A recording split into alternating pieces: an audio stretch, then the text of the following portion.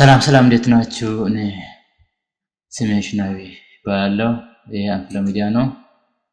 እንደተለመደው ዛሬ ደግሞ አዲስ ነገር ይዤ መጥቻለሁ።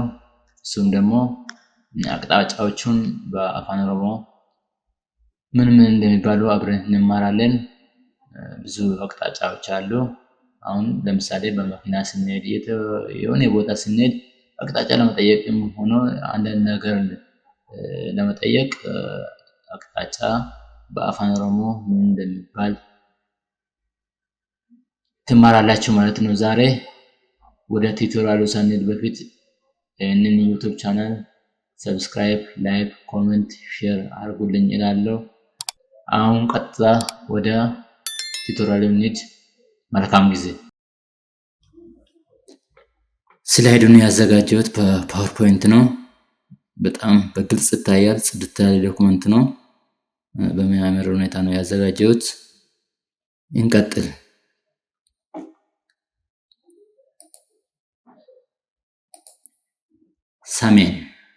ሰሜን ማለት በአፋን ኦሮሞ ካባ ይባላል። ሰሜን ማለት በአፋን ኦሮሞ ካባ ይባላል። ደቡብ ማለት በአፋን ኦሮሞ ክብ ይባላል። ደቡብ ማለት በአፋን ኦሮሞ ክብ ይባላል። ምስራቅ ማለት በአፋን ኦሮሞ ባህ ይባላል። ምስራቅ ማለት በአፋን ኦሮሞ ባህ ይባላል። ምዕራብ ማለት በአፋን ኦሮሞ ያ ይባላል ወይ ደግሞ ልጥ ይባላል። ምዕራብ ማለት ያ ወይ ልጥ ይባላል። ሌሎች አቅጣጫዎች ደግሞ አሉ እንደ ወደ ግራ፣ ወደ ቀኝ፣ ወደ ላይ፣ ወደ ኋላ የሚባሉ አቅጣጫዎች ስላሉ መንገድ ስንሄድ አንዳንድ አቅጣጫ ማናውቀው መንገድ ላይ ስንሄድ አቅጣጫ መጠየቃችን ስለማይቀር እነሱንም አሁን እንማራለን። ቀኝ ማለት በአፋን ኦሮሞ ምርግ ይባላል። ቀኝ ማለት በአፋን ኦሮሞ ምርግ ይባላል። ግራ ማለት በአፋን ኦሮሞ ቢታ ማለት ነው። ግራ ማለት በአፋን ኦሮሞ ቢታ ማለት ነው። ወደፊት ማለት በአፋን ኦሮሞ ገረ ፉልዱራ ማለት ነው። ወደፊት ማለት በአፋን ኦሮሞ ገረ ፉልዱራ ማለት ነው።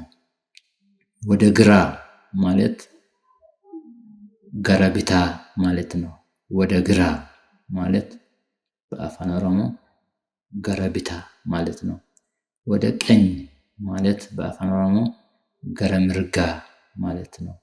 ወደ ቀኝ ማለት ገረ ምርጋ ማለት ነው። ወደ ኋላ ማለት ገረ ቦዳ ማለት ነው። ወደ ኋላ ማለት ገረ ቦዳ ማለት ነው። እንግዲያውስ ጨርሰናል። በጣም አጭር ናት፣ ግን ጽድት ያለች ናት። አንድ ቁም ነገር እንደተረዳችሁ ተስፋ አድርጋለሁ። ቀጣይ በሌላ ፕሮግራም እስከምንገናኝ ቸር ሰንብቱ እያልኩ እባካችሁ ይህን ዩቲዩብ ቻናልን ሰብስክራይብ፣ ላይክ፣ ኮሜንት፣ ሼር እያደረጋችሁ አበረታቱን ይላለሁ። ቀጣይ አዲስ ፕሮግራም ይዤ እመጣለሁ። እስከዛው ደህና ቆዩ። ቻው።